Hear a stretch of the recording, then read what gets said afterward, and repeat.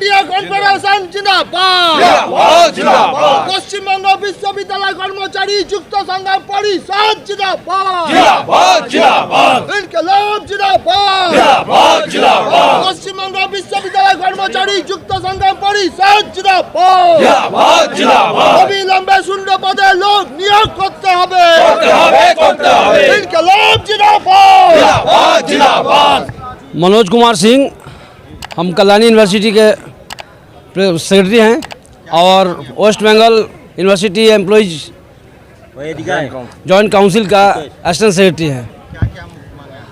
आप लोग को पता होगा ये सारे जो इंडिया में यूनिवर्सिटी हैं उनका जो शिक्षक हैं उनका वेतन मान जो है यूजीसी से लागू होता है और उनका सारे भारत में एक ही जैसा है।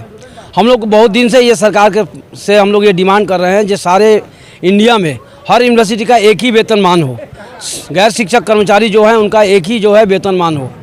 साथ साथ आप लोग को पता होगा जो ये गवर्नमेंट जो आज चल रही है वो जो हमारा जो पुराना पेंशन स्कीम था उसको हटाकर जो नए स्कीम लागू किया है, इसका विरोध में हम लोग कह रहे हैं कि इस नए पेंशन स्कीम को हटाया जाए और पुराने जो पेंशन स्कीम था उसको लागू किया जाए। साथ साथ जो आज सारे भारत में हर जगह पर जो है नियुक्ति बंद हो रही है, रिक्रूटमेंट नहीं है। वहाँ रिक्रूटमेंट नहीं होने से कारण जो है वहाँ पर कैजुअल कॉन्ट्रैक्चुअल और डेली वेजेस का जो है एम्प्लॉय की संख्या बढ़ रही है। हम लोग कह रहे हैं कि ये जो कैजुअल कॉन्ट्रैक्चुअल का सिस्टम है हटाकर जो है परमानेंट रिक्रूटमेंट किया जाए और जो लोग काम कर रहे हैं उन लोग को जो है स्थायीकरण किया जाए।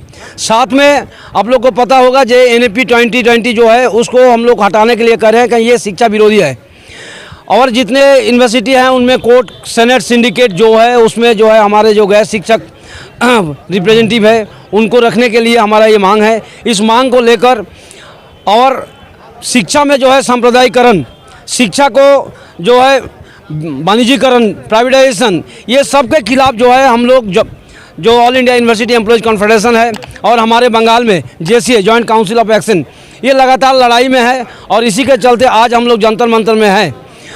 हम लोग सरकार को ये बताना चाहते हैं कि ये जो कर्मचारी विरोधी, शिक्षा विरोधी और देश विरोधी जो है कदम उठा रही है उसको हटा ले और शिक्षा हित में, कर्मचारी हित में, शिक्षक छात्र के हित में जो है अपना नया शिक्षा नीति बनाए और ये अगर नहीं मान रही है तो आगे जाकर हम लोग और बड़ा आंदोलन करेंगे। आप लोग को पता होगा कि कल सारे भारत के जितने राज्य कर्मचारी हैं और सेंट्रल के कर्मचारी हैं उनका सारे संगठन मिलकर कल रामलीला मैदान में भारत के सबसे बड़े कर्मचारी का रैली होने जा रहा है और सरकार को हम लोग ये सूचना दे रहे हैं कि ये अगर नहीं हटा रहे हैं तो सामने 24 का लोकसभा चुनाव है, उस लोकसभा चुनाव में हम लोग ये सरकार के ये जो कर्मचारी विरोधी, देश विरोधी और जनता के विरोधी जो खिलाफ जो इन लोग का कदम है ये कदम अगर सुधार नहीं कर रहे हैं तो उनका जवाब हम लोग 2024 के जो लोकसभा चुनाव है उस लोकसभा चुनाव में हम लोग देंगे, क्योंकि ये सरकार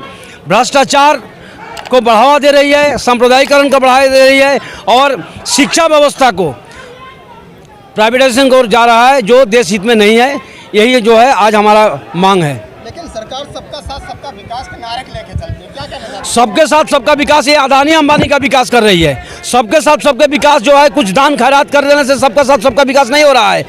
हमारे देश में अगर जो है शिक्षा का मजबूती नहीं होगा, सबके लिए शिक्षा व्यवस्था जो है चालू नहीं होगा तो सबका साथ सबका विकास क्या है। आज शिक्षा व्यवस्था उस ओर जा रहा है जिसके हाथ में पैसा है उसके बच्चे पढ़ेंगे, जिसके हाथ में पैसा नहीं है उसके हाथ में जो है उसका बच्चा शिक्षा नहीं लेंगे।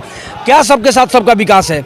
कहना मतलब यानी शिक्षा को महंगा किया जा रहा है? बिल्कुल शिक्षा का महंगा क्या, सरकारी शिक्षा व्यवस्था को ये नए शिक्षा नीति के ओर ले जाकर उसको कमज़ोर बनाकर उसको बंद करके प्राइवेट जो शिक्षा व्यवस्था है, प्राइवेट जो पूंजीपति का जो है शिक्षा संस्था है उनको बढ़ावा दिया जा रहा है। जैसे आप जान गए हैं जियो यूनिवर्सिटी, वो यूनिवर्सिटी पर हमारे प्रधानमंत्री इतना फिदा हैं जो नहीं बनते ही उसको जो है उसको बहुत अच्छा यूनिवर्सिटी सर्टिफिकेट दे देते हैं। तो हमारा कहना ये है कि जो शिक्षा व्यवस्था है ये पूंजीपतियों का हाथ में जा रहा है और सरकारी शिक्षा व्यवस्था के ऊपर से सरकार अपना हाथ जो है खींच रही है। क्या लग रहा है सर 2024 में चुनाव भी आने वाले हैं कि अगर आपकी मांगे नहीं मानी जाती क्या इम्पैक्ट रहेगा 2024? बिल्कुल रहेगा, क्योंकि एक समय तक जो है हर कर्मचारी सोच रहे थे, ये जो लुभावना जो स्लोगन है उनका, जो डायलॉग है सबका साथ सबका विकास, इस पर कुछ आदमी मोहित हुए थे। लेकिन जितना समय जा रहा है, सरकार का जो रवैया है, सरकार जो कदम उठा रही है, उससे सारे भारत में सब कर्मचारी जो है, जितना आम जनता तो खुश नहीं है, कर्मचारी भी जो है खुश नहीं है। और इसका इम्पैक्ट जो है सामने आने वाले चुनाव में जरूर पड़ेगा। अगर इनका रवैया जो सुधार नहीं हुआ तो हम लोग जरूर 2024 में सारे भारत के जितना कर्मचारी है, इस सरकार के खिलाफ हम लोग अपना कदम उठाएंगे। इनकलाब जिंदाबाद। जिंदाबाद।